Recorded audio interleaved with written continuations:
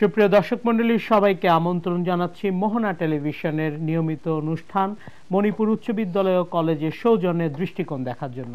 দর্শক মণ্ডলী, এই অনুষ্ঠানে আমরা সমসাময়িক বিষয় নিয়ে আলোচনা করে থাকি। আজও আমরা আলোচনা করব রাজনীতি এবং গণতন্ত্র নিয়ে।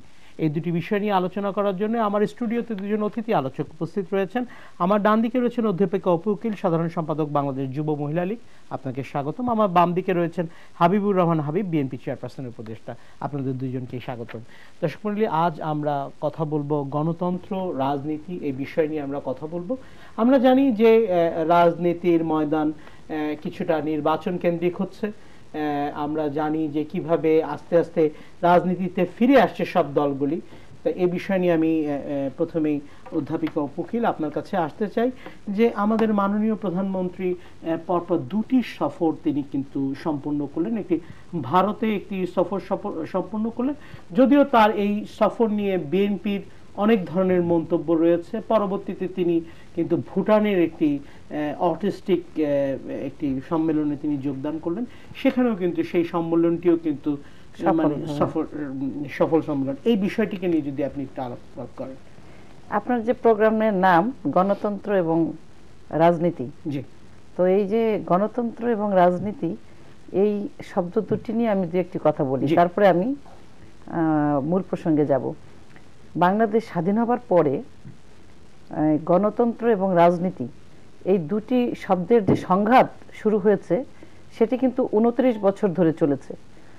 অর্থাৎ ৭৫-এর পর থেকে আজ অবধি এই সময়ের মধ্যে ২৯টি বছর গণতন্ত্র এবং রাজনীতি, এই গণতন্ত্রের সংজ্ঞা কি, রাজনীতির সঙ্গে গণতন্ত্রের সম্পর্ক এবং এই গণতন্ত্রের সঙ্গে ধর্মের কি সম্পর্ক, এইগুলো কিন্তু ২৯ বছরে বাংলাদেশের মানুষের ভেতরে দ্বিধা দ্বন্দ্ব সৃষ্টি করেছে এবং অনেকেই, একটি বড় অংশের গোষ্ঠী এই জিনিসটিকে নিয়ে এখনো বিভ্রান্তিতে আছে। যেমন গণতন্ত্রের যে সৌন্দর্য রাজনীতিতে বিকশিত হবার, আলোকিত হবার কথা ছিল, সেটি কিন্তু আমাদের সমাজে বা আমাদের দেশে হতে দেওয়া হয় নাই। কারণ আমাদের গণতন্ত্রের মধ্যে, রাজনীতির মধ্যে ধর্মকে সেখানে ঢুকে দেওয়া হয়েছে। ধর্মের অপব্যবহার করে ক্ষমতায় যাওয়ার জন্য বারংবার। আপনি কি জামাত ইসলামীকে? না, আমি বিএনপিকে মিন করে বলছি, শুধু জামাত না, বিএনপি জামাতকেই মিন করে বলছি। আপনি বলেছেন যে ভারত সফর, আমি সেখানে যাচ্ছি বলে একটু ব্যাকগ্রাউন্ডটা বলছি।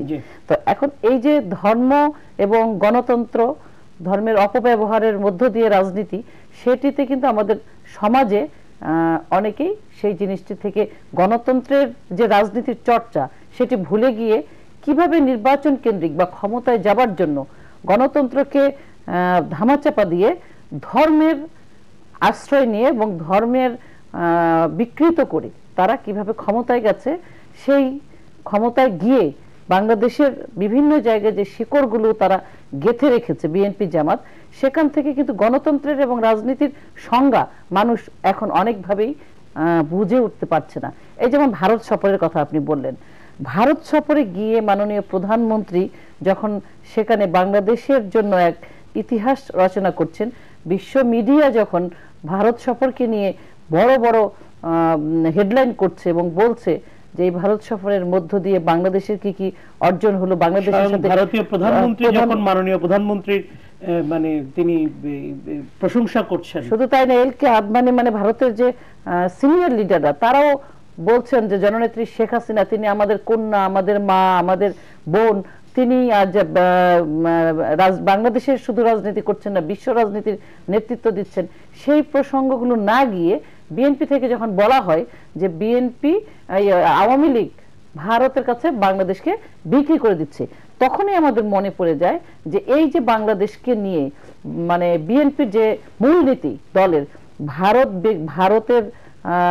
ভারতের প্রতি বিদ্বেষ, ভারত বিদ্বেষের যে একটি ভুয়া তাদের যে একটি দর্শন, এবং আরেকটি হচ্ছে ধর্মকে ব্যবহার করে ক্ষমতায় যাওয়া, এই দুটির উপরে ভিত্তি করে এই ভারত সফরকে নিয়েও এই কথাটি বললো। কিন্তু ওনারা হয়তো ভুলে গেছেন যে এখন যে হাকডাক করে যখন বলা হয় যে বাংলাদেশকে বিক্রি করে দিচ্ছে আওয়ামী লীগ, তখন মনে হয় যে ক্রীড়া প্রতিযোগিতার সময় অভিনয় করবার জন্য বাচ্চারা মাঠে নেমে হাকডাক করে বিভিন্ন যে সাজে সজ্জিত হয়, বিএনপির এই কথাগুলোকে মনে হয় যে তারা ওই ক্রীড়া প্রতিযোগিতায় গেছে, ক্রীড়া প্রতিযোগিতায় হাসি তামাশার মধ্য দিয়ে কেউ কেউ এটাকে উপভোগ করে। আমি আপনার কাছে আবারও ফিরি, একটু আমি হাবিব ভাইয়ের মন্তব্য নিয়ে আসি। হাবিব ভাই, আপনি শুনছিলেন অধ্যাপিকা উকিল বলছিলেন, এই ব্যাপারে যদি আপনি কোনো সংযোজন করেন। আপনাকে ধন্যবাদ। আপনার মাধ্যমে মহান দর্শকদেরকে আমার সশ্রদ্ধ সালাম। না, গণতন্ত্র বলতে কি বোঝায়? গণতন্ত্র বলতে আমি আমার মতামত আমি প্রকাশ করতে পারবো নির্বিবাদে। সেই জায়গায় কি বাধা? সেই জায়গায় বাধা আছে, মানে নাই তো, টোটাল তো অনুপস্থিত।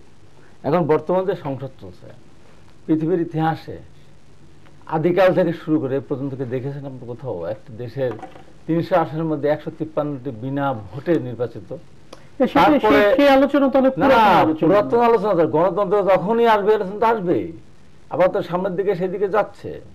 তারপরে যে ভোট সেন্টারে যে দৃশ্য আপনারা দেখেছেন, পৃথিবীর এমন কোথাও কোন দেশ আছে? আমার একটি প্রশ্ন আমাকে বলতে দেন। 300 আসন থেকে 47টা কেন্দ্রে একটা মানুষও ভোট দেয় নাই। এ কি পৃথিবীর কোথাও আছে? মানে আপনার কাছে যে প্রশ্নটা খুব রেলেভেন্ট প্রশ্ন, যে এই যে কাজগুলো আওয়ামী লীগ করছে, আপনারা প্রতিহত করার জন্য কি কি আপনারা পথ নিচ্ছেন? শুনেন, প্রতিহত করার জন্য আমরা তো প্রতিহত করতে চাই না, আমরা চাই জনগণের ভোটটা জনগণ দিতে পারো। কালকে আমার একটা টক শো ছিল আরটিভিতে, সেখানে আমি পেয়ে গেছিলাম কাজী ফিরোজ রশিদকে, যদি শুনে থাকেন, যে এই বাংলাদেশ যদি আরো 100 বছর টিকে থাকে, 100 বছর যদি এদিকে গণতন্ত্র প্র্যাকটিস হয়ে থাকে, 100 বছর এখনো লাগবে টঙ্গিপাড়া কোটালীপাড়ার আসন আওয়ামী লীগের হাত থেকে কেড়ে নিতে। 100 বছর লাগবে। আরো এই বাংলাদেশে আওয়ামী লীগ যদি একটি আসনও পায়, টঙ্গিপাড়া কোটালীপাড়া পাবে। সেই আসনও কিন্তু সৈয়দ এরশাদ, আজকে যিনি সরকার প্রধানমন্ত্রীর বিশেষ দূত, তার আমলের কাজে ফিরোজ রশিদ সেই আসনটি কেড়ে নিয়েছিল। তাকে ক্ষমতা দেখান আপনি, তাকে আন্দোলনের কথা বলেন যে রাজপথে নামতে পারে না। সেদিন কোথায় গেছিল? যেখানে 100 বছর পর নির্বাচন হলে আওয়ামী লীগ নৌকা জিতবে, সে জায়গায় তো 86-এ এই যে আকরাম হোসেন, কাজী আকরাম হোসেন সেখানে আওয়ামী লীগ মনোনয়ন পেয়ে জিততে পারে নাই। আজকে যে অবস্থায় বিএনপিকে বা বিরোধী দলকে বেঁধে রেখেছে সরকার, এটা তো টোটালি অশুভ। শুধু বিএনপি কেন, বাংলাদেশের 41টা নিবন্ধিত দলের ভিতরে তো 28-29টি দল নির্বাচনে যায় নাই। বিএনপির কথা বলেন কেন? এই হলো আপনার নিজের ভোটটা আপনি দিতে পারবেন না, জনগণ ভোট জনগণ দিতে পারবে না, সেই নির্বাচনে বিএনপি যাবে না, গেলে বিএনপির বিরুদ্ধে অভিযোগ আসবে। বিএনপি একা তো না, আর অন্য দলও যায়নি, জানে যে আওয়ামী লীগের নির্বাচন হবে না। আর স্বাধীনতার পর আজকে জামাত বিএনপি আমাকে বলতে আমি আসতে জায়গা জামাত বিএনপি যে কথা আসছে, আর জামাত জন্ম হবে কেন এই বাংলাদেশে? কেন আজকে জামাতের উত্থান হলো? কেন আজকে বিএনপি জন্ম হলো? এই প্রশ্নের উত্তর আপনার খুঁজতে হবে। এর উত্তর একই, 1971 সালে দেশ স্বাধীন হওয়ার পর 1973 সালে প্রথম যে নির্বাচন হয়েছিল, সেই নির্বাচনে গণতন্ত্রটা হারিয়ে গিয়েছিল। সেদিন বীর মুক্তিযোদ্ধারা নির্বাচনে অংশগ্রহণ করেছিল জাসদের প্রতি মশাল নিয়ে, সেখানে তাদেরকে নির্বাচন হতে দেওয়া হয় নাই। খন্দকার মুশতাকের কুমিল্লা থেকে ঢাকায় নিয়ে এসে ইঞ্জিনিয়ার আব্দুল হককে হারিয়ে দিয়ে সেদিন আওয়ামী লীগের নৌকাকে জয়লাভ করার মধ্য দিয়ে গণতন্ত্রের কবর রচিত হয়েছিল। এবং বঙ্গবন্ধুর মতো একজন আজীবন গণতন্ত্রের পূজারী, যিনি তাকে ভুল বুঝিয়ে ভুল ব্যাখ্যা দিয়ে তাকে একদলীয় শাসন ব্যবস্থা নিয়ে গিয়েছিল। এই এখনো যারা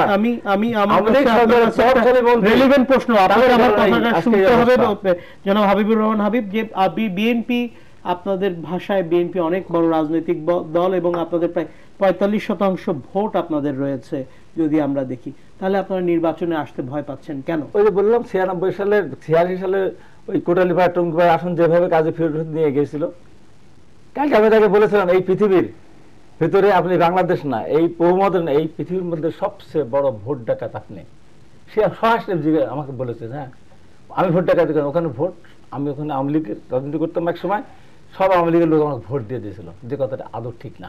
আজকে আমি আপনার আরেকটা প্রশ্নের উত্তর দিয়ে আসি, সেটা হচ্ছে আমার ছোট বোন যে কথাটা বললেন, ভারত সফর নিয়ে আজকে সারা বিশ্ব আজকে মিডিয়া আজকে সোচ্চার, এবং ইন্ডিয়ার আদভানি থেকে শুরু করে মা মেয়ে বলে কতভাবেই তারা সম্বোধন করছে।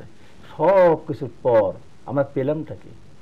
আজকে আমি এখানে এই এই এই আপনার টক শোতে দৃঢ়তার সাথে বলতে চাই, বাংলাদেশের প্রধানমন্ত্রী পৃথিবীর অন্যান্য দেশের সাথে বাংলাদেশের তুলনা করা যাবে না। বাংলাদেশ 30 লক্ষ মানুষের জীবনদানের মধ্য দিয়ে 2 লক্ষ মা বোনের সম্ভ্রম যে দেশ আমরা অর্জন করেছি, সেই দেশের প্রধানমন্ত্রীর সাথে অন্য দেশের প্রেসিডেন্ট বলেন, বন্ধু বলেন, যত সম্পর্ক থাক না কেন, একটি স্বাধীন দেশের প্রধানমন্ত্রী তার দেশ থেকে বাবুর্চি নিয়ে গিয়ে নিজে বাবুর্চিখানায় মানে রান্নাঘরে ঢুকে ভাপা ইলিশ রান্না করে খাওয়ানোর মধ্য দিয়ে আর কিছু হোক, বাংলাদেশের মানুষের সম্মান যে জায়গায় নিপতিত হয়েছে, যে অধপতিত হয়েছে, এখান থেকে ফিরে আনা খুব মুশকিল। আর আমরা কি চেয়েছিলাম? আমরা ভারতের এই সফরে যাওয়ার তো কোনো দরকার ছিল না। আমরা ভারতের কাছে কি চেয়েছিলাম? আমরা চেয়েছিলাম আমাদের ন্যায্য পাওনা প্রকৃতির যে পানি, সেই পানি আমরা তিস্তার সমস্যার সমাধান চেয়েছিলাম। অভিন্ন চন্দ্রের নদীর সমাধানের কথা আমরা বলি নাই, প্রাথমিকভাবে আমরা তিস্তার পানিটার আমরা ন্যায্য হিস্সা চেয়েছিলাম। সেই হিস্সাকে আমাদের দেওয়া হয়েছে।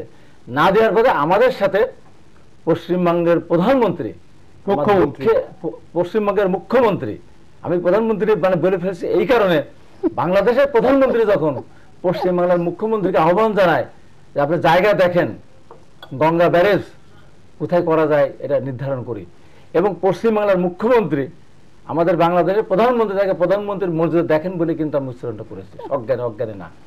এবং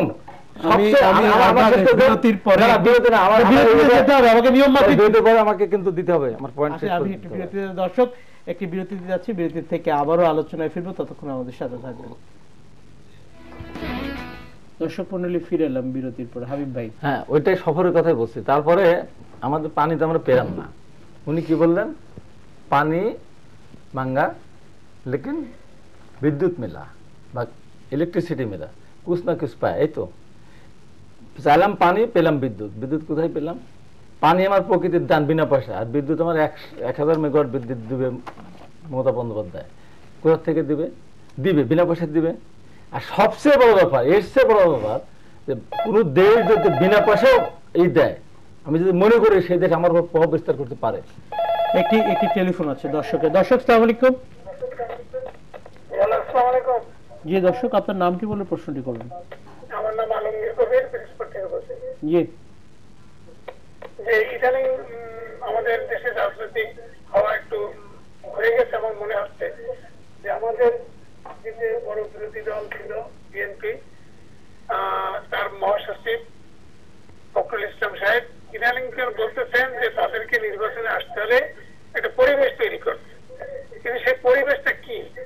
এর আগে তো তারা বলেছিল তত্ত্বাবধায়ক নালে আসবে না, এই শেখ হাসিনার আমলে আসবে না। ইদানিং বলতেছেন পরিবেশ। ধন্যবাদ। আপনার প্রশ্নটা আমরা বুঝতে পেরেছি। দর্শকের একটি রেলেভেন্ট প্রশ্ন ছিল, কিন্তু হয়তো আপনাকে কিন্তু শেষ করতে না, আমি বলি সেখানে উনি বিদ্যুতের উপর নির্ভরশীল হওয়া উচিত না। কোনো দেশ, যে দেশ আমার উপর প্রভাব বিস্তার করতে পারে যে কোনো মুহূর্তে ইচ্ছা করলে, সেই তাদের উপর বিদ্যুতের ক্ষেত্রে অন্তত নির্ভরশীলতা কিন্তু হাবিব ভাই, আমার রেলেভেন্ট প্রশ্ন আছে। কিন্তু বিএনপির সময় ব্যাপক দুর্নীতি হয়েছে, বিদ্যুৎ ক্ষেত্রে বিদ্যুতের নাম করে কিন্তু খাম্বা তৈরি হয়েছে, কিন্তু বিদ্যুৎ আসেনি। আমরা কিন্তু এই সরকারে বিদ্যুৎ, এখন তো বিদ্যুৎ কোথায়? এখন তো বলা হয় 16,000 15,000 মেগাওয়াট বিদ্যুৎ। আপনার সঞ্চালন আপনার কাছে ফিরে বুঝছেন, আমাকে অনেকগুলো কোশ্চেনে আসছে, সময় দিবেন। আচ্ছা, প্রথমে বলছি, প্রথম থেকে আমি শুরু করি হাবিব ভাইয়ের কোশ্চেনগুলো। হাবিব ভাই বলছিলেন যে গণতন্ত্রের কথা বলছিলেন তো, এবং ইলেকশনের কিছু কথা বললেন। আমি ইলেকশনের কথা প্রসঙ্গে বলতে চাই, ইলেকশনটা ঠেকাবার জন্য যে পরিমাণ সহিংসতা, মানুষ হত্যা, স্কুল পোড়ানো, জাতীয় সম্পদ ধ্বংস, এবং সর্বোপরি ভোট কেন্দ্রে যারা যাবে তাদেরকে হত্যা করা পর্যন্ত হয়েছে, এই যে কাজগুলো তারা করেছে বিএনপি জামাত থেকে, এটা কি কোনো গণতন্ত্রের নমুনা? বা ভোটে না এসে ভোটকে প্রতিহত করবার জন্য তাদের যে কাজগুলো, এগুলো এটা কি সামরিক শাসকের কাজ, না স্বৈর শাসকের কাজ, নাকি জামাত শিবিরের আচরণ ছিল? এটি কোন ধরনের আচরণ ছিল তাদের মধ্যে? এবং পরবর্তীতে যে কথাটি বললেন যে বিনা ভোটে এতগুলো সিটে আছে, এই কথাগুলো শুনতে শুনতে আমাদের এমনটি অবস্থা হয়েছে যে এখন বিশ্বের যারা আইন প্রণয়ন করে, সেই আইন প্রণয়ন করবার ক্ষেত্রে এই বিনা ভোটে প্রতিদ্বন্দ্বিতা করেই যারা নির্বাচিত হয়েছে, তারা কিন্তু বিশ্বকে প্রতিনিধিত্ব করছে। বাংলাদেশের যারা বিনা ভোটে জয়ী হয়ে পার্লামেন্টে গিয়েছে, তার মানে কি তাদের কথাটাকে ভুল প্রমাণিত করেছে। বিনা ভোটে নির্বাচিত হওয়ার আমার সংবিধানেই সেটি বলে দিয়েছে, যদি কেউ নির্বাচনে না আসে বিনা ভোটে জয়ী হতে পারে। কিন্তু যদি স্বৈর শাসকের কথা বললেন হাবিব ভাই, বারবার ফিরোজ ভাই উদাহরণ দিলেন, ফিরোজ ভাইকে এরশাদ সাহেব পাশ করিয়ে এনেছে। তার আগে যদি একটু যাই, সামরিক শাসক এরশাদ সাহেব কি করেছিলেন, জিয়াউর রহমান কি করেছিলেন? সামরিক শাসক জিয়াউর রহমান তো কোনো ভোটেই গেলেন না, কোনো ব্যালট বাক্সেরই দরকার হলো না। ফিরোজ ভাইকে এরশাদ সাহেব সামরিক স্বৈর শাসক, তিনি না হয় জোর করে ভোট করে নিয়ে আসছেন, এটা সামরিক স্বৈর শাসক হিসেবে এরশাদ সাহেব করেছেন, সেটির বিরুদ্ধে জনরোষ সৃষ্টি হয়ে তার পতন ঘটিয়েছিল। আর সামরিক শাসক জিয়াউর রহমান, যার দল আপনারা করছেন, সেই দলের জিয়াউর রহমান 3টি পদে থেকে ভোট বাংলাদেশের ভোট ব্যবস্থাকে কলঙ্কিত করে হানা ভোট দিয়ে সে ক্ষমতায় থাকলো, জোর করে ক্ষমতায় রাখলো, বিএনপি সৃষ্টি করলো। বলছিলেন যে বিএনপির জন্ম কিভাবে হয়েছে, সেটা তো জিয়াউর রহমান পাকিস্তানি গোয়েন্দা সংস্থার লোক ছিলেন। সেই পাকিস্তানি গোয়েন্দা সংস্থার লোক বলে জিয়াউর রহমানকে দিয়ে বাংলাদেশে স্বাধীনতা বিরোধীরা বিএনপি সৃষ্টি করেছিল। সেই ইতিহাস বলতে গেলে আমার অনেক সময়ের প্রয়োজন, কাজে সে প্রসঙ্গে আমি যেতে চাই না। আমার মূল কথা হচ্ছে সামরিক শাসক জিয়াউর রহমান যেমন বাংলাদেশের এই নির্বাচন ব্যবস্থাকে কলঙ্কিত করবার জন্য প্রধান দায়ী, দ্বিতীয়তম তারই উত্তরসূরি পরবর্তীতে স্বৈরশাসক যার বিরুদ্ধে হাবিব ভাইরা আন্দোলন করেছেন, এরশাদ সাহেবও দায়ী। কিন্তু এই ভোট ব্যবস্থাকে, ভোট এবং ভাতের অধিকারকে পুনরুদ্ধার করবার জন্যই তো জননেত্রী শেখ হাসিনা 81-তে বাংলাদেশে এসে মাঠে নেমেছিলেন, এবং সেই ব্যবস্থাকে পুনরুদ্ধার শুধু তিনিই করেছেন।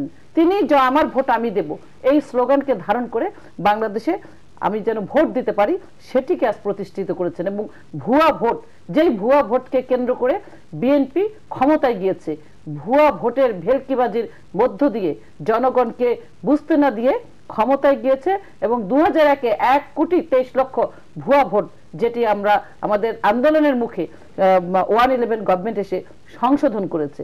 তো এই কারসাজিগুলো তো বিএনপি করেছে নির্বাচন ব্যবস্থাকে নিয়ে।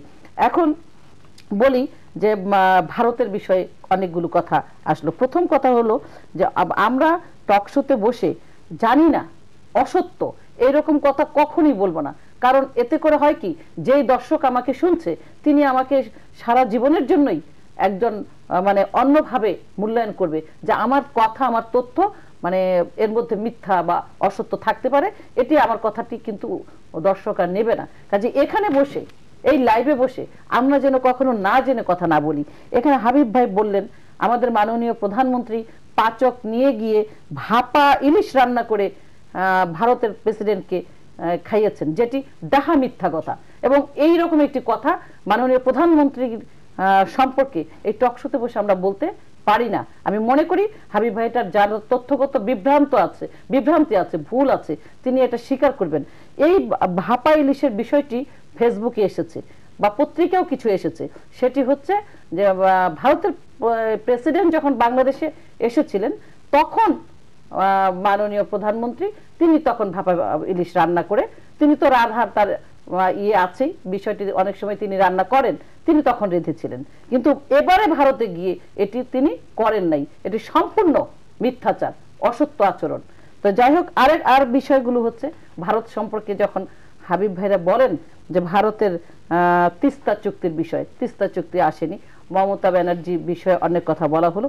তা আমরা বলতে চাই যে ভারতের সঙ্গে অমীমাংসিত বাংলাদেশের যে বিষয়গুলো, সেটি কি একটি বিষয়ও মীমাংসা বিএনপি করেছে? জিয়াউর রহমানের সময় থেকে বিএনপির নেত্রী যে ট্রাম্প ছিল, একটি বিষয় যেটি এখানে জনগণের কাছে বা দর্শকদের কাছে উল্লেখ করে হাবিব ভাই বলতে পারবেন করে নাই।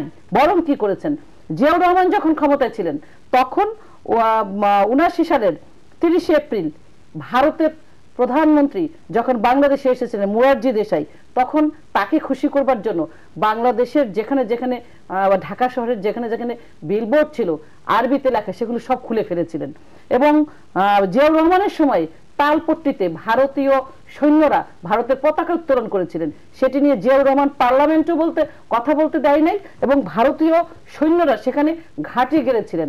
অথচ বঙ্গবন্ধু এই তালপট্টি নিয়ে কঠোর হুঁশিয়ারি উচ্চারণ করে বলেছিলেন, আমার তালপট্টির মাটিতে কোনো দাদাগিরি চলবে না।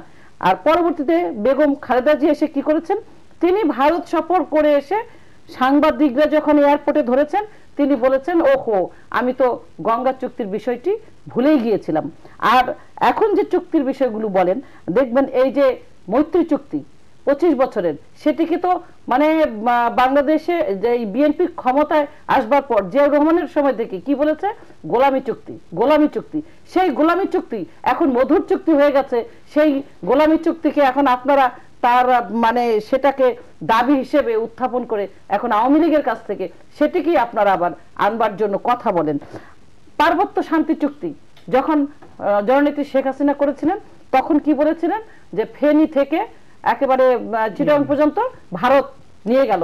তারপরে কি হলো, স্থল সীমান্ত চুক্তির সময় অর্ধেক বাংলাদেশ ভারত নিয়ে গেল। এখন বলছেন বিদ্যুৎ, বিদ্যুৎ নিয়ে বিএনপির একটি ক্ষোভ আছে। কেন? প্রথমত হচ্ছে বিএনপি যখন ক্ষমতায় ছিল খাম্বা বিদ্যুৎ থেকে শুরু করে বিদ্যুৎ উৎপাদন করেই নাই, বরং আওয়ামী লীগ যেটুকু করেছিল সেটুকু ধ্বংস করেছে। এখন বিএনপি এই বিদ্যুৎ যেমন কুইক রেন্টাল নিয়ে যখন শুরু করলেন সরকার তখন এর বিরোধিতা করেছিলেন। কেন বিরোধিতা করেছিলেন? বিএনপি বাংলাদেশের আওয়ামী লীগের যে নির্বাচনী কন্ডিশন এবং আমাদের যে উদ্দেশ্য ডিজিটাল বাংলাদেশ বিনির্মাণ, বিএনপি জানে বিদ্যুৎ ব্যবস্থাকে ধ্বংস করতে পারলে তাহলে ডিজিটাল বাংলাদেশ বিনির্মাণ সম্ভব না। এই জন্য না, আমি শেষ করছি, আপনি দেখবেন সেই কুইক রেন্টাল নিয়ে বিরোধিতা করেছে। পরবর্তীতে যখন মানে দীর্ঘমেয়াদী বিদ্যুৎ কেন্দ্র প্রজেক্টগুলো নিয়ে এগিয়েছে সরকার, সেটির বিরোধিতা করেছে। অর্থাৎ এটি বিএনপির একটি ষড়যন্ত্র। আমি আপনার কাছে আবার আসি, যেমন হাবিবুর রহমান আবিদ, আপনার প্রশ্ন। আমি অপূর্ব এই কথার সাথে আমি একমত যে আসলে এখানে বসে অসত্য কথা বলাটা ঠিক না। সবারই কারণ পকেটে তার দর্শক তো দেখতে, আমাকে দেখতে, তাকে দেখতে, যার কথাটা অসত্য হবে তাকে আর গ্রহণ করবে না। যেটা আমরা পত্রপত্রিকা দেখেছি এবং যেটা আমরা শুনেছি প্রধানমন্ত্রীর কথা, পত্রপত্রিকার সব কথা যে একেবারে এই কথা প্রতিবাদও আসে নাই, সরকারের পক্ষ থেকে প্রতিবাদ করা হয় নাই। দ্বিতীয়ত কথা যে মমতা বন্দ্যোপাধ্যায় যখন তিস্তা পানির কথা যখন বাংলাদেশের প্রধানমন্ত্রী বললেন, উনি তখন ওনাকে কি বললেন, তামাশা করলেন। কি 3-4টা নদী নালা নর্দমা ড্রেন দেখা যায়, তেসরা মেসরা এই সমস্ত দেখালেন যে ওই সমস্ত নদীর পানি দিয়ে। তো এই যে তামাশা বাংলাদেশের প্রধানমন্ত্রীর সাথে যে একটা দেশের মুখ্যমন্ত্রী তামাশা করে, এটা আমাদের জন্য লজ্জা লাগে। এখন উনি ভোটে হোক আর বিনা ভোটে হোক। আর দ্বিতীয় যে কথা, জিয়া রহমান সম্বন্ধে যে কথাটা বলা হলো, উনি যে ভোট ব্যবস্থা ব্যালট পেপারই দেন নাই, ব্যালট বাক্সই দেন নাই, এর সাথে তো ব্যালট বাক্স দিয়ে কাজী ফিরোজকে জিতিয়ে এনেছেন, ওটা গ্রহণযোগ্য, তাও কিছুটা ওঠাচ্ছে, এই যে সমস্ত কথাবার্তা। হানা ভোট যেটা হয়েছে পৃথিবীর দেশে হয়, বাংলাদেশেও হানা ভোট একটা হয়েছে 1991 সালের নির্বাচন পরে সংসদীয় গণতন্ত্র ফিরে আসার ক্ষেত্রে। তো জিয়া রহমান যখন হানা ভোট করেন তখন বিএনপিরও জন্ম হয় না, বিএনপির দাদি নানিরও জন্ম হয় নাই, তখন ওটা প্রশাসনের মাধ্যমে করেছিল। তখন মহিউদ্দিন খান আলমগীর, আশিকুর রহমান এরাই তখন ডিসি মিসি বড় বড় পদে যারা ছিল তারাই ভোটটা করিয়েছিলেন। এদেশের আমলাতন্ত্রের এটা ইতিহাস। যখন যে দল ক্ষমতা থাকে অধিকাংশ ক্ষেত্রেই অধিকাংশ আমলাই তখন ওই সরকারকে সেই পথে নিয়ে যায় বলেই আজকে এক একজনের নামে 100-150 করে মামলা হয়। বিএনপি আমাদের সাবির হোসেন চৌধুরীর নামে প্লেট চুরি মামলা হয়, অসীম কুমারের উপরে M16 অস্ত্রের মামলা হয়, যেটা আদৌ ঠিক ছিল না। এটা করেছে আমলা পুলিশ প্রশাসন। যেমন এই যে গতকাল দেখলাম যে মিলিটারি পুলিশ ধরলো কাকে, ডিবি পুলিশ সহ এই ইব্রাহিমপুরে 11 জনকে একটা ক্লাবে ঢুকে টাকা পয়সা ছিনতাই মিনতাই করে নিয়ে পাল্লা যাওয়ার সময় ক্লাবের সভাপতি ফোন করার পরে মিলিটারি পুলিশ ধরে অ্যারেস্ট করলো। তো এই যে প্রশাসনের যে কিছু ব্যাপার, জিয়া রহমানের হানাপুরের সময় সেই সময় এই জন্য বিএনপি এই দায়বদ্ধতা বিএনপি এটির সাথে এটিকে আপনি না না আমি বলতে চাচ্ছি মিলিটারি গতকালকে ঘটনার সাথে না, গতকালের ঘটনাটা মিলবে এই কারণে যে প্রশাসনে যারা থাকে, আজকে যে আমাদের নামে যে আমাকে ধরলো আপনার টক শো থেকে, আমার নামে ভাটারা থানায় আজকে মামলার হাজিরা দিয়ে আসলাম। আমি আজকে আমাদের ইলিয়াস আলী সাবেক সংসদ সদস্য, বিএনপির সাংগঠনিক সম্পাদক, তার গুমের 5 বছর, সরকার কোনো ইতিহাস মানে আজ পর্যন্ত হদিস দিতে পারে নাই। তা আমি সভাপতি সপু, বিএনপি নেতা একসময় স্বেচ্ছাসেবক সাধারণ সম্পাদক ছিল, ওকে বললাম তোমার কয়টা মামলা? ভাই আমার 89টা মামলার ওয়ারেন্ট হয়েছে, আরো কতগুলি মামলা আছে আমি জানি না। এই সমস্ত মামলা আমি বলতেছি আমলাতন্ত্রের একটা, এটা প্রথম থেকেই ছিল। মামলার সাথে আমলাতন্ত্র, আপনি কি আমলাতন্ত্র, আমলা, পুলিশ, প্রশাসন, এই যখনই যে সরকার ক্ষমতায় থাকে তাদেরকে তারা বিভিন্নভাবে বিভ্রান্ত করে। এই বিভ্রান্তের কারণেই আপনি দেখেন এই বাংলাদেশে আমরা NSA বলেন, আমরা DGFI বলেন, বিভিন্ন আমরা সংস্থা সৃষ্টি করি কিসের জন্য? সরকারের ভুল ত্রুটিকে, সরকারের যে সমস্ত সমস্যাগুলো হতে পারে ধরিয়ে দেওয়া। আমি আপনার কাছে ব্রেকের পরে আবারও আসব, বিরতির পরে আপনার কাছে আবার ফিরবো। দর্শক, আমি একটি বিরতিতে যাব, বিরতির থেকে আবারও আলোচনায় ফিরবো, ততক্ষণ আমাদের সাথে থাকবেন। দর্শক মন্ডলী, ফিরে এলাম বিরতির পরে। জনাব হাবিবুর রহমান হাবিব, আপনারা অতি সম্প্রতি আমরা দেখেছি মাননীয় প্রধানমন্ত্রী কওমি মাদ্রাসাকে তিনি স্বীকৃতি দিয়েছেন এবং তিনি কওমি মাদ্রাসার মাস্টার্সকে তিনি স্বীকৃতি দিয়েছেন এবং সেটিকে কিন্তু আপনারা বলছেন যে আওয়ামী লীগ এক প্রকার হেফাজত ইসলামের সাথে আতাত করছে। এটি কেন বলছেন আপনারা? আচ্ছা, কওমি মাদ্রাসাকে তো বিএনপি যখন ক্ষমতায় তখন তো কওমি মাদ্রাসার ওদের একটা সমাধান দিয়েছিল, বিএনপি তো দিয়েছিল। বিএনপি এটার ব্যাপারে তো বিএনপির কোনো ইয়ে নাই। কি সমাধান? কিন্তু আপনারা হেফাজতকে কেন আওয়ামী লীগের সাথে বিএনপি তো কওমি মাদ্রাসার হেফাজতের ব্যাপারটা তো কথা আছে। হেফাজতের ব্যাপারটা কথা হলো যে হেফাজত আপনারা যেটা মানে হঠাৎ করে হেফাজতের প্রতি কেন এত দয়াবান হয়ে গেলেন বুঝলাম যে হেফাজতকে আপনারা 6 মে 4 মে হেফাজত প্রথম সমাবেশটা করেছিল। হেফাজত তো কোনো রাজনৈতিক দল না তো, কিন্তু হেফাজতে যখন আপনারা মতিঝিলে রাতের বেলা যখন হেফাজতের উপরে যখন আপনারা এই যে নির্মম ভাবে যখন গুলি বর্ষণ করলেন, তারা অন্যায়ভাবে সেখানে আসলে সেখানে তো আমরা দেখেছি বিএনপি নেতৃত্বকে সমর্থন দিতে। অন্যায়ভাবে আসার ক্ষেত্রে আর গুলি বর্ষণের কিন্তু কোন রকম কোন নির্মম কিন্তু হত্যার কিন্তু আমরা চিহ্ন আজও পর্যন্ত আপনারা বলেন না। তাহলে যে অপদিতি যে কথাটা বললো, মানুষ তখন আপনাকে প্রশ্ন করবে যখন গুলি হয় নাই, গুলি হয়েছে কিন্তু সেখানে কিন্তু মারা গিয়েছে এরকম কোন তথ্যচিত্র কিন্তু আপনারা এখনো পর্যন্ত আমরা বলবো কেন? সরকারের ভাষ্যতে আছে, সরকারের ভাষাতে 20-22 জনের তাদের নাম ঠিকানা দিয়ে তাদেরকে দাফন করা হয়েছে। আমি আপনার কাছে আসতে চাই, আপনি বলবেন আমার কাছ থেকে শুনেন। আমি আপনার কাছে আসবো, তার আগে আমি আপনার কাছে আসবো। আচ্ছা, আমার পার্ট আমি বলি, আগে 1 মিনিট বলি কোশ্চেন, তারপর কওমিতে আসি। জি আচ্ছা, মমতা বন্দ্যোপাধ্যায়ের কথা বলছিলেন যে তামাশা করেছেন প্রধানমন্ত্রীর সঙ্গে। আচ্ছা, তিস্তা চুক্তির ব্যাপারটি যদি তিস্তা চুক্তি করে আওয়ামী লীগে করতে পারবে, বিএনপির পক্ষে তো সম্ভব না, বিএনপি তো কোনো কিছু করে নাই। এখন সেটি কিন্তু দুই দেশের প্রধানমন্ত্রী কমিটমেন্টও করেছেন যে তাদের টেনেন্টের সময় তারা করবে। বিএনপি আওয়ামী লীগই করবে, সেটাও বিএনপি জানে যা বিএনপির পক্ষে সম্ভব না। কিন্তু তামাশার পাত্র বাংলাদেশকে নিয়ে বিশ্ব দরবারে ছোট করবার যে প্রবণতা বা বারংবার যে ভারতের কাছে মাথা নত করা, সেগুলো তো বিএনপি করেছে। আমি এই রিসেন্ট কয়েকটি এক্সাম্পল দিই। যেমন বেগম খালেদা জিয়া তিনি হোটেল লবিতে গিয়ে ভারতের প্রধানমন্ত্রীর সাথে দেখা করবার জন্য বসে থাকলেন, তার কোনো অ্যাপয়েন্টমেন্ট ছিল না, প্রোটোকল ভেঙে তিনি তার সাথে দেখা করবার জন্য লবিতে বসেছিলেন। অথচ যখন ভারত ওত নিবে এই মোদী সরকার, তখন বেগম খালেদা জিয়া পাসপোর্ট বানাতে চলে গেলেন।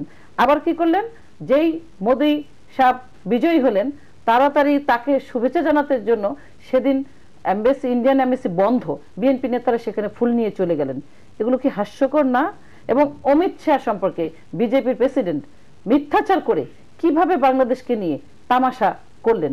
অর্থাৎ বিএনপি তারা ভারতের বিরোধিতা করে ঠিকই, এবার ক্ষমতায় যাওয়ার জন্য ভারতের কাছে সেই গ্যাস বিক্রি থেকে শুরু করে ভারতের বাংলাদেশকে বিক্রি থেকে শুরু করে পায়ে ধরা, এই কাজগুলো তো বিএনপি করে। এটি তো বিএনপির অভ্যাস, এগুলো কিন্তু আওয়ামী লীগ করে না। আওয়ামী লীগ সবসময় ভারত আমাদের মুক্তিযুদ্ধের পক্ষের শক্তি, আমাদের বন্ধু রাষ্ট্র, সেই সম্পর্ক রেখেই চলেছে। কিন্তু বাংলাদেশকে নিয়ে ভারতের কাছে হাস্যকর করা, বাংলাদেশের মান সম্মানকে ধুলায় মিশিয়ে দেওয়া, এগুলো বারংবার বিএনপি করেছে। এবার আমি কওমি মাদ্রাসা প্রসঙ্গে আসি। কওমি মাদ্রাসা নিয়ে বিএনপি কি করেছে সেটি আমি হাবিব ভাইয়ের কাছে বলছি।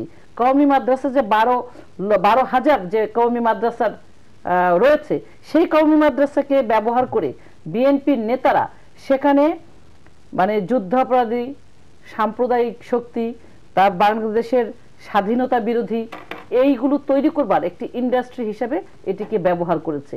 আজকে যখন জননেত্রী শেখ হাসিনা এই কওমি মাদ্রাসায় যে শিক্ষার্থীরা আছে তাদেরকে মূলধারার শিক্ষার সঙ্গে নিয়ে এসে তাদেরকে তাদের কর্মজীবনে তারা যেন বাস্তবমুখী অর্থনৈতিক সচ্ছলতার সঙ্গে থেকে দেশের উন্নয়নে কাজ করতে পারে, এদেরকে যেন কোনো ক্ষমতায় যাওয়ার জন্য কোনো রাজনৈতিক দল, বিএনপি জামাত যেটি করেছে, ব্যবহার করতে না পারে, সেখান থেকে যখন উঠিয়ে আনতে চাচ্ছে তখন বিএনপি সেটা আমার এখানে আপনার কাছে একটি প্রশ্ন আছে যে একেবারেই কিন্তু বিএনপি এখানে বলছে যে ভোটের রাজনীতির জন্য হেফাজতকে আওয়ামী লীগ তাদের পক্ষে নিচ্ছে। আমি সেখানে আসছি তো, হেফাজতকে মিলাচ্ছে এখানে। কেন হেফাজতকে মিলাচ্ছে?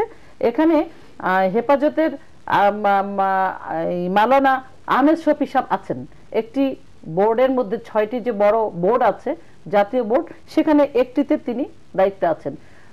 গণভবনে যে মিটিংটি ছিল কওমি মাদ্রাসার সেই বোর্ডের যারা আছেন নেতৃবৃন্দ, তাদের সঙ্গে শফি সাহেব এসেছিলেন। তো উনি সেখানে এসেছে কওমি মাদ্রাসার একজন নীতি নির্ধারক হিসেবে, হেফাজত হিসেবে সেখানে আসেননি।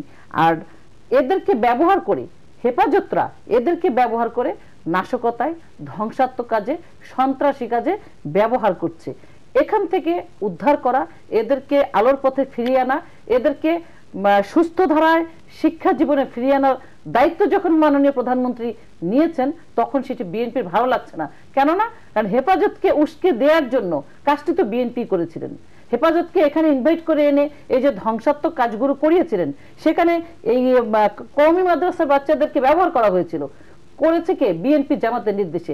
এখনো কওমি মাদ্রাসার যে বিভিন্ন জায়গায় বোর্ডে যারা দায়িত্ব পালন করছে, সেখানে বিএনপি জামাতের নেতৃবৃন্দ রয়েছে, তারা এটিকে নিয়ে খেলাধুলা করতে চায়। আমি আপনার কাছে আবারও ফিরি, আমি একটু হাবিব ভাইয়ের কাছে যাই, একটু হাবিব ভাইয়ের মন্তব্য। না, এখানে যে কথাটা বলা হচ্ছে, এখানে হেফাজত ইসলামের কথা বা কওমি মাদ্রাসার যে কথাটা বলা হচ্ছে, আমি যে কথাটা বলতে চাচ্ছিলাম যে মতিঝিলে তাদের তো আসার কথা ছিল না, এখানে বিএনপি মানে নেই, জামাতও মানে নেই।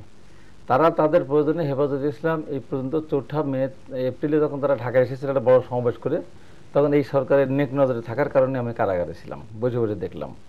আবার 5ই মেতে যখন তাদের থাকার জন্য আমি কারাগারে ছিলাম, তারপরে আবার 5ই মে যখন হেফাজতের উপর যখন গুলি বর্ষণ হলো, দেখলাম টেলিভিশনে, পত্রপত্রিকা পরের দিন। আমার কথার ভিতরে খালি আপনি আমাকে ডিস্টার্ব করেন। এখন 5 তারিখে সেদিনও আমি কারাগারে ছিলাম।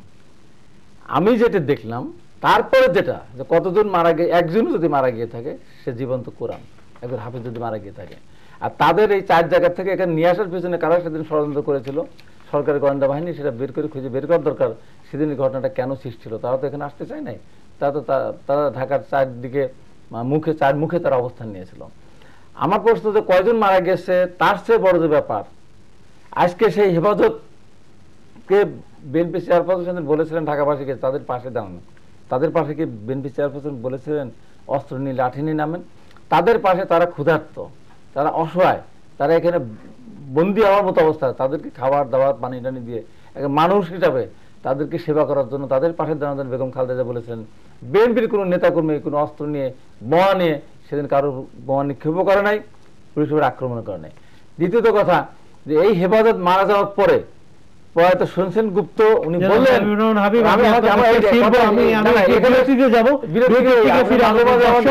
আমি একটি বিরতিতে যাচ্ছি, বিরতি থেকে ফিরে আবারও আলোচনায় ফিরবো, ততক্ষণ আমাদের সাথে থাকবেন। দর্শক মণ্ডলী, ফিরে এলাম বিরতির পরে। জনাব হাবিবুর রহমান হাবিব, আপনি বলছিলেন। আমার নাম বলেন, হাবিবুর রহমান হাবিব বিরতি গিয়েছেন আমার সময় বিরতি দেন। আমি যেটা বলতেছিলাম ব্র্যাকেটের বিরতি, যে সুরেন গুপ্ত সেদিন বলেছিলেন যে হেফাজত আলারা পুলিশের গুলির শব্দ শুনে নাউজুবিল্লাহ নাউজুবিল্লাহ বলে পালাচ্ছিল। এই যে একটা একটা অভ্যাস করা। আর আমার যতদূর মনে পড়ে সরকারের পক্ষ থেকে, আমি এই মুহূর্তে একদম আমার মনে হয় যে প্রধানমন্ত্রী সম্মত বলেছিলেন যে তারা রং মেখে ওখানে বসেছিল। পুলিশ যখন আক্রমণ করেন, টেলিভিশনে আমি যেটা শুনেছি, তারা তখন দৌড়িয়ে পালাচ্ছিলেন, মনে হচ্ছে রং মেখে লাশেরা দৌড়িয়ে পালাচ্ছে। তো সেই হেফাজতের সাথে আজকে আওয়ামী লীগের এই দহরম মহরম, এটা মানুষ বাঁকা চোখে দেখছে। কিসের জন্য? ভোটের জন্য। শুধু আওয়ামী লীগ শুধু ভোটের জন্য, আওয়ামী লীগের মতো সংগঠন আওয়ামী লীগ দাবি করে, আমি অস্বীকার করবো না। তো আওয়ামী লীগ তো ক্ষমতাসীন দলে জন্মগ্রহণ করেন নাই। বিএনপি তো জিয়া রহমান একটা প্রেক্ষাপটে সেদিন সরকার দল গঠন করতে বাধ্য হয়েছিল। জিয়া রহমান তো রাজনীতি আসার কথা ছিল না। আওয়ামী লীগের তো 75-15 আওয়ামী লীগের এই খন্দকার মুশতাকের নেতৃত্বে আওয়ামী লীগের দুষ্ট চক্র সেদিন কিছু কুচক্রের মহোদয় বঙ্গবন্ধু হত্যা না করতো, তাহলে তো জিয়া রহমান সেনাবাহিনীতে অবস্থান করতেন, তার তো বাংলাদেশের রাজনীতি করতে আসার কোনো দরকার ছিল না। তো এই জন্য জিয়া রহমানকে ওই জায়গায় টেনে নিয়ে এসে, এখন ধরেন এই যে বলা হয় যে বিএনপি ক্ষমতায় আসছে, বিএনপি ভুয়া ভোটের মাধ্যমে। দীর্ঘ 9 বছর আন্দোলন সংগ্রামের মধ্য দিয়ে 91 সালে বিএনপি কিন্তু জনগণের ভোটে বিএনপি বেগম খালেদা জিয়া কিন্তু নির্বাচিত হয়েছেন। আবার 2001 সালে যখন ক্ষমতা আসছেন তার আওয়ামী লীগ তার আগে ক্ষমতায় ছিল, সেখানেও বিএনপি ক্ষমতা এসেছে আওয়ামী লীগের আমলে ভোটার লিস্টের দ্বারা, এবং সে আওয়ামী লীগ দ্বারা যেভাবে সরকার মানে সেই সময় মানে ভাই আমরা একদম শেষ পর্যায়ে আমি একটি প্রশ্ন আপনার কাছে, আমরা একদম শেষ পর্যায়ে রাজনীতি থেকে রাজনীতি শিষ্টাচার আমরা কেন ভুলে যাচ্ছি? যেরকম আমরা কয়েকদিন আগে আমি ফেসবুকে একটি দেখছিলাম যে বিএনপি চেয়ারপারসন আপনাদের সিনিয়র ভাইস চেয়ারম্যান জনাব তারেক রহমান সাহেব, তিনি যদিও পলাতক, তিনি একটি কনফারেন্স করেছেন এবং তিনি সেটি ফেসবুকে দিয়েছেন, এবং সেখানে কিন্তু তিনি বঙ্গবন্ধু পরিবারকে বারবার কিন্তু তিনি আঘাত করে কথা বলেছেন। এই শিষ্টাচার থেকে কেন আমরা ভুলে যাচ্ছি? এইটা আপনার আগে আসতে হবে যে জিয়া রহমান জীবিত অবস্থায় জিয়া রহমানের সাথে বঙ্গবন্ধু তুলনা করার কোনো দরকার নাই তো। বঙ্গবন্ধু জায়গায় বঙ্গবন্ধু, জিয়া রহমানের জায়গায় জিয়া রহমান। কিন্তু জিয়া রহমান জীবিত অবস্থায় কোনদিনও বঙ্গবন্ধুর নাম ধরে কোনদিন খারাপ আমি বলি শেষ করতে জানি কথার ভিতরে ডিস্টার্ব করেন, আপনার ডিস্টার্বের মধ্যে ডিস্টার্ব করেন আর কি। সেটা হলো যে তারপরে বেগম খালেদা যখন প্রধানমন্ত্রী তখন উনি বঙ্গবন্ধুর মাজারে গিয়েছেন। বিএনপি যখন 2/3 মেজরিটি প্রায় নিয়ে যখন রাষ্ট্রের ক্ষমতায়, তখন তারেক রহমান বঙ্গবন্ধুর মাজার জিয়ারত করে কিন্তু এখন কেন এমন হলো? এই জায়গায় আপনি আসেন, বিচার আপনাকে বিচারের ভাড়া আপনার উপর দিলাম। আপনার এই সরকারের কামরুল ইসলাম খাদ্যমন্ত্রী থেকে শুরু করে যদিও আমাদের পচা গুম খাওয়ায় আমাদেরকে একদম শেষ করে ফেলেছে, এই কামরুল ইসলাম থেকে বিএনপির বহু মন্ত্রীরা জিয়া রহমানকে পাকিস্তানের চর রাজা মানে উনি বাধ্য হয়ে নির্বাচনে উনি যুদ্ধে গিয়েছিলেন, এই সব তো একের পর এক জিয়া রহমানের বিরুদ্ধে বলতে বলতে বলতে বলতে এমন অবস্থা নিয়ে গেছে। বাবার সন্তান হিসাবে একদিনই তারেক রহমান একটি অনুষ্ঠানে বলেছিলেন, উনি নিজেও বলেন নাই, আপনি ইউটিউব দেখবেন, সত্যি কথা এইটা হয় একদিন উনি বলেছেন, তারপর দ্বিতীয়বার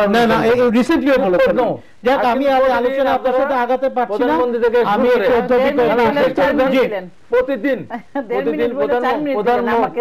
প্রতিদিন বেগম খালেদা জিয়ার এমন সাজা শাস্তি হয় নাই, প্রতিদিন বলতেছেন চোর চোর চোর।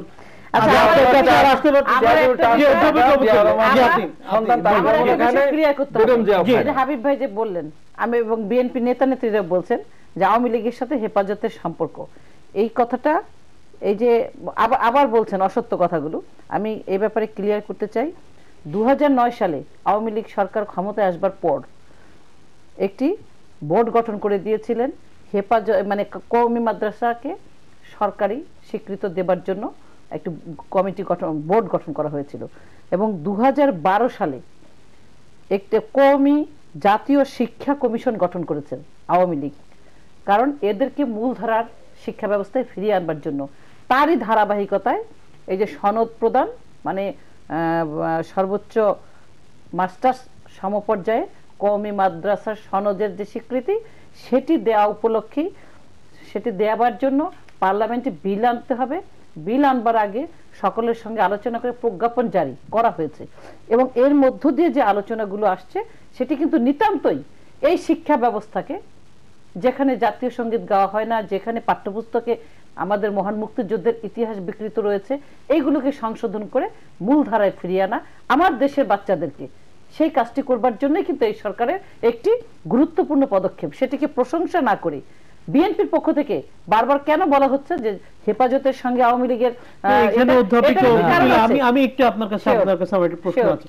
হেফাজত ইসলাম তো কোনো রাজনৈতিক দল অবশ্যই না, সুতরাং তার সাথে কি ধরনের আতাত এইটিকে আমি বুঝলাম না। আরেকটি জিনিস হচ্ছে ইসলাম হেফাজত করার দায়িত্ব স্বয়ং আল্লাহর, সেটাই, এবং একেবারেই সেই জায়গা থেকে যে কাউকে হেফাজত ইসলামকে আঘাত করতে হবে এক মিনিটে